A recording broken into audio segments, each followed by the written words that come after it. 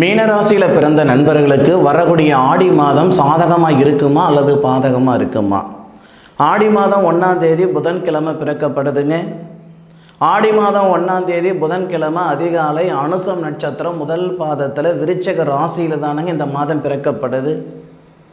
அப்படி பிறக்கப்படக்கூடிய ஆடி மாதம் மீனராசியில் பிறந்தவங்களுக்கு எந்த அளவுக்கு சாதகமாக இருக்க போகுதுன்றது பற்றி தானங்க ஆதாரபூர்வமாக இந்த பதிவில் நம்ம பார்க்க போகிறோம்.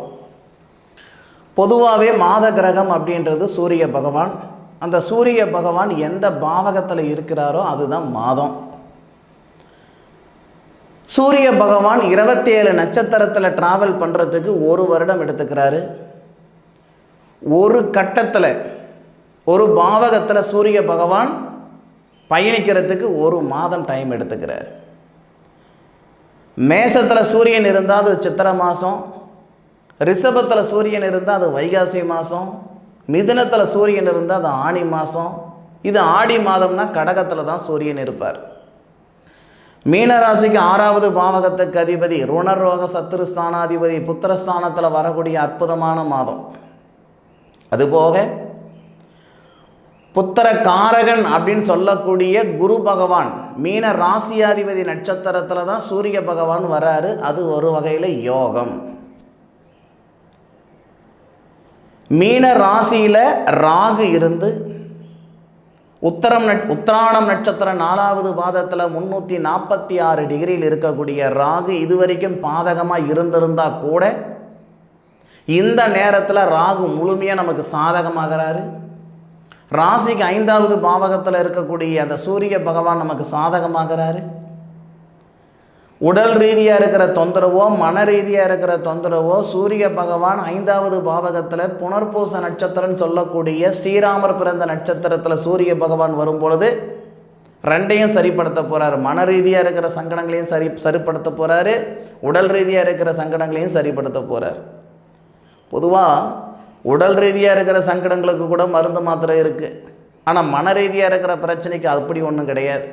ஆனால் அப்பேற்பட்ட ஒரு சங்கடமே இந்த சூரிய பகவான் 5வது பாவகத்தில் குரு பகவானுடைய சாரம் வாங்கி 11வது பாவகத்தை பார்க்கக்கூடிய தருணத்தில் மீனராசி நண்பர்களுக்கு சரியாக போகுது.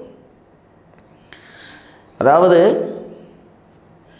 நிம்மதி இருந்தால் ஒரு மனுஷன் எப்படி வேணாலும் எப்போ வேணாலும் பொழைச்சிக்கலாம்.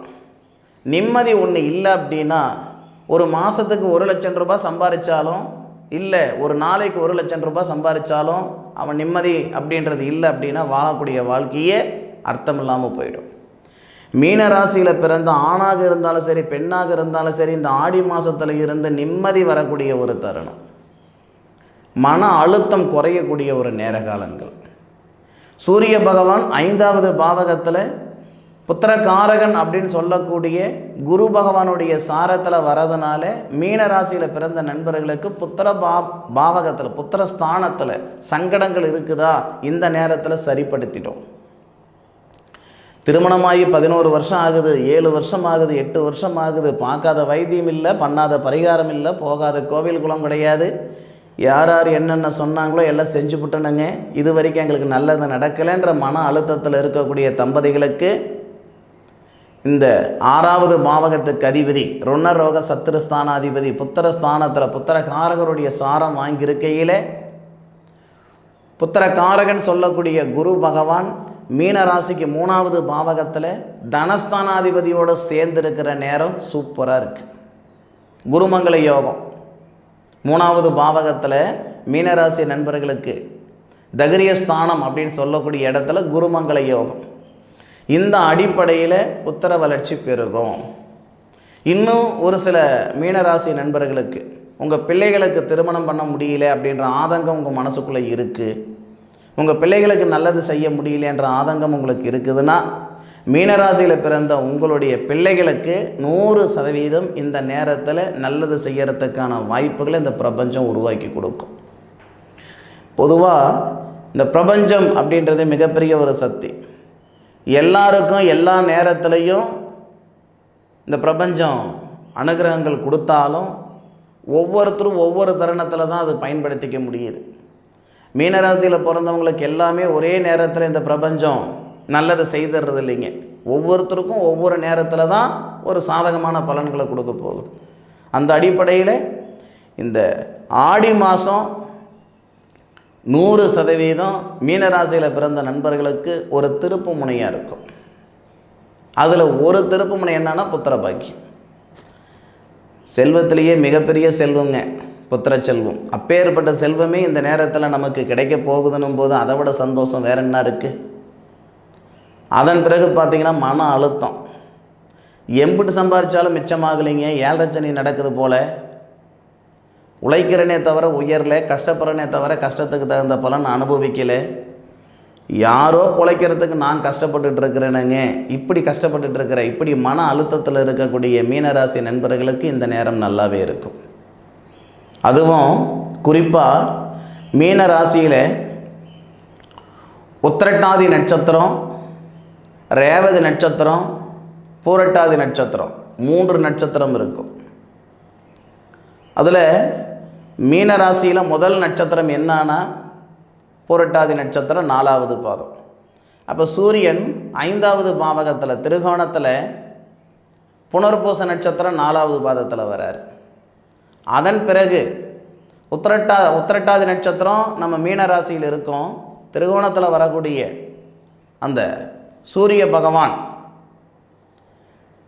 சனி பகவானுடைய சாரமான பூச நட்சத்திரத்தில் வராரு. அப்போது இங்கே மீனராசியில் உத்திரட்டாதி நட்சத்திரம்னு சொல்லக்கூடிய சனி பகவானுடைய நட்சத்திரம், சூரியன் வாங்குவது பூசம் நட்சத்திரம்னு சொல்லக்கூடிய சனி பகவானுடைய நட்சத்திரம். இந்த அடிப்படையில் இரும்பு தொழில் செய்துட்டு இருக்கிற நண்பர்களுக்கு, இல்லை ஏற்றுமதி செய்துக்கிட்டு இருக்கிற நண்பர்களுக்கு, ஏன் சொந்த தொழில் செய்துக்கிட்டு இருக்கிற நண்பர்களுக்கு நல்ல அனுகூலம் இருக்குங்க. ஆடி மாதம் 3ஆம் தேதியிலிருந்து ஆடி மாதம் 18ஆம் தேதி வரைக்கும் இந்த பிராத்தம் மீனராசியில் பிறந்த நண்பர்களுக்கு சத்தியமாக இருக்குது. அப்படி என்ன சார் பிராத்தம்னா, சுய தொழில் செய்துக்கிட்டு இருக்கிறீங்களா, அந்த தொழிலில் கொஞ்சம் டிஸ்டர்பன்ஸாக இருக்கிறீங்களா, இந்த தொழிலை விட்டுட்டு வேறு ஏதாவது செஞ்சுக்கிடலாமா அப்படின்ற எண்ணத்தில் இருக்கிறீங்களா, இந்த நேரத்தில் உங்களுக்கு சாதகமான அமைப்பு ஏற்படுத்தும். வேறு தொழில் செஞ்சுக்கிறதுக்கா? இல்லை, அதே தொழிலில் 4 காசு வரவு வர்றதுக்கு. வேலையே இல்லாமல் சிரமப்பட்டுட்டு இருக்கிறேனுங்க, நான் எங்கெங்கே சுய தொழில் செஞ்சுக்கிட்டு இருக்கிறேன் அப்படின்னா, உங்களுடைய உழைப்புக்கு தகுந்த மாதிரியோ அல்லது உங்களுடைய படிப்புக்கு தகுந்த மாதிரியோ ஒரு வேலை வாய்ப்பு சூரிய பகவான் சனி பகவானுடைய சாரம் வாங்கி சனி பகவானுடைய வீட்டை பார்ப்பார். மீனராசிக்கு 11வது பாவகன் சொல்லக்கூடிய லாபஸ்தானத்தை சூரிய பகவான் பார்ப்பார். லாபஸ்தானாதிபதின்னு சொல்லக்கூடிய சனி பகவான் 12வது பாவகத்தில் விரயஸ்தானத்தில் வக்ரம் அடைந்து மீனராசிக்கு 6வது பாவகன் சொல்லக்கூடிய சூரியனுடைய வீட்டை பார்க்குறார். ருணரோக சத்துருஸ்தானத்தை பார்க்குறார். அப்போ நம்மளுடைய முன்னேற்றத்துக்கு முட்டுக்கட்டியாக இருந்த நண்பர்களை எங்கே வைக்கணுமோ அங்கே அந்த இடத்துல இந்த பிரபஞ்சம் வச்சிடும். நாம் நல்லா இருக்கிறதுக்கு 2 பேர் காரணமாக இருந்தால் நம்ம நல்லா இல்லாமல் இருக்கிறதுக்கு 10 பேர் காரணமாக இருப்பாங்க இல்லையா? அதாவது நம்மளை தூக்கி வர்றதுக்கு ஆள் இருக்கிறாங்களோ இல்லையோ, நம்ம காலு பிடிச்சி இழுத்து விடுறதுக்கு நிறைய பேர் இருக்காங்க. நிறைய பேர் அனுபவிச்சிருப்பீங்க. நம்ப வச்சு கழுத்து அறுக்கிறது. என்னைக்கோ நாம் சிக்கிக்கிட்டோம் ஒருத்தங்கிட்ட, ஒரு பலவிதமான சங்கடத்தில் இருக்கிறோம்னா, இந்த நேரத்தில் இருக்கக்கூடிய கிரக அமைப்புகளால் நிச்சயமாக ஒரு நல்ல காலம், நல்ல ஒரு பாதை இந்த பிரபஞ்சம் உருவாக்கி கொடுத்துரும். ஆடி மாதம் 3ஆம் தேதியிலிருந்து ஆடி மாதம் 18ஆம் தேதிக்குள்ளார சனி பகவானுடைய சாரமான பூச நட்சத்திரத்தில் சூரிய பகவான் வரக்கூடிய நேரத்தில் கண்டிப்பாக நமக்கு நல்லது செஞ்சுட்டு போயிடும். அதில் மாற்று கருத்து கிடையாது. இது தொழில் சார்ந்த விஷயங்கள் நல்லா இருக்கும். வழக்கு பிரச்சனை சரியாகும். கணவன் மனைவிக்குள்ளே இருக்கிற சங்கடங்கள் கூட சூரிய பகவான் புதனுடைய சாரத்தில் வாங்கும்போது சரியாகும். ஏன்னா மீனராசிக்கு 7வது பாவகத்துக்கு அதிபதி யாருன்னு கேட்டிங்கன்னா புதன். அப்போது 6வது பாவகத்துக்கு அதிபதி சூரியன், 7வது பாவகத்துக்கு அதிபதி திருமணஸ்தான நட்சத்திரம் ஏறும் பொழுது நல்லது செய்வார். அதுக்கு ஆதாரம் இன்னொன்று கூட நான் சொல்கிறேனுங்க. சூரிய பகவான் திருமணஸ்தானாதிபதி நட்சத்திரம் புதனுடைய நட்சத்திரத்தில் இருப்பார். திருமண காரகன் புதனுடனே சேர்ந்திருப்பார் சூரியனுடைய வீட்டில். இந்த அமைப்புகளால் ஆடி 18 இருந்து பிரிஞ்சு போயிருந்த கணவன் மனைவி ஒன்று சேருவாங்க. திருமணத்துக்கு முயற்சி பண்ணி ஃபெயிலராக இருக்கிற நண்பர்களுக்கு அந்த திருமணத்தில் இருக்கிற தடைகள் நீங்கும். பிரிஞ்சு போன காதலர்கள் இணைவாங்க. இந்த மாதிரியான ஒரு நல்ல விஷயம் எல்லாமே இந்த மீனராசியில் பிறந்தவங்களுக்கு கண்டிப்பாக நடக்கும். வாய்க்கு வரதெல்லாம் இவர் சொல்கிறாரு அப்படின்னு நினச்சிக்காதீங்க. ஒரு கிரகம் எந்த இடத்துல இருக்குது, யாருடைய பாவகம், அது யாருடைய பாவகம், அந்த பாவகத்தில் அந்த கிரகம் யாருடைய நட்சத்திரத்தில் இருக்கோ அதுக்கு சார்ந்த மாதிரி பலன்கள் தான் இந்த பிரபஞ்சம் தரும். இதுதான் உண்மையான ஒரு ஜோதிடம். சூரிய பகவான் 27 நட்சத்திரத்தில் ட்ராவல் பண்ணுறாருன்னா ஒவ்வொரு நட்சத்திரத்துக்கும் ஒவ்வொரு அதிபதி இருப்பார். ஒரு உதாரணத்துக்கு சூரிய பகவான் ஆடி மாதத்தில் 1ஆம் தேதியிலிருந்து 31ஆம் தேதி வரை மீன ராசிக்கு 5வது பாவகம் புத்திரஸ்தானத்தில் அவர் சஞ்சாரிப்பார். 5வது பாவகத்தில் வரக்கூடிய சூரியன் 31 நாளும் ஒரே நட்சத்திரத்தில் அவர் ட்ராவல் பண்ணுறது இல்லை. 3 நாள் ஒரு நட்சத்திரத்தில், அதாவது புனர்பூச நட்சத்திரம் 4வது பாதத்தில் 3 நாள் வராரு. பூசம் நட்சத்திரம் 4 பாதத்தில் 13 நாள் வராரு. அதன் பிறகு ஆயிலி நட்சத்திரம் அப்படின்னு சொல்லக்கூடிய திருமண ஸ்தானாதிபதி நட்சத்திரத்தில் அதே சூரிய பகவான் 13 நாள் வராரு. மொத்தம் 31 நாள். அப்போது அந்த சூரிய பகவான் யாருடைய நட்சத்திரத்தில் ஏறுறாரோ அதுக்கு சார்ந்த மாதிரியான பலன்கள் தான் ஏற்படுத்துவார். சனி பகவான் அப்படின்னா மீனராசி நண்பர்களுக்கு சனி பகவான் பாதகாதிபதி அப்படின்னு சொல்லக்கூடிய ஜோதிடர்களும் இருக்க தான் செய்கிறாங்க. குருவுக்கும் சனிக்கும் பகையாக இருந்தாலும் குருவும் சனியை மட்டும் இணைஞ்சிருந்தால் அவங்க ஜாதகத்தில் மிகப்பெரிய யோகத்தை கொடுக்கும். இது புணர்பு தோஷம் அப்படின்ற மாதிரியெல்லாம் சில ஜோதிடர்கள் சொல்லுவாங்க. அதெல்லாம் கிடையாது. அதை பற்றி ஒரு அருமையான ஒரு வீடியோ அப்புறம் நான் போடுறேனுங்க. இந்த சனியும் குருவும் ஒரு பாவகத்தில் இருந்தால், இல்லை சனி மேலே குரு போனால், இல்லை குரு மேலே சனி போனால் ஒரு ஜாதகத்தில் எவ்வளோ யோகம் வரும்ன்ட்டு உங்களுக்கு தனியாக ஒரு பதிவில் கொடுக்குறேனுங்க. இந்த நேரம் இந்த ஆடி மாதத்தில் முதல் 3 நாள் புத்திர செல்வம் உருவாகிறதுக்குண்டான அருமையான நேரம். பிறகு வரக்கூடிய 13 நாள் லாபஸ்தானம் அதிகரிக்கும். பொருளாதாரத்தில் இருக்கிற பிரச்சனை சரியாகும். நிம்மதி வரும், சந்தோஷம் வரும். அதன் பிறகு வரக்கூடிய ஒரு 13 நாள் திருமணத்தில் இருக்கிற தடைகள் நீங்கும். வாகனம் வாங்கிறதுக்கான வாய்ப்புகள் இருக்கும். ஏன்னா சுபஸ்தானாதிபதி புதன் தான். முக்கியமாக ஒரு வீடு வாசல் ஆல்ட்ரு பண்ணுறதுக்கு ஒரு எண்ணங்கள் வரும். ஏன் வீடு வாசல் வாங்கிறதுக்கும் கட்டுறதுக்கும் ஒரு எண்ணங்கள் வரும்.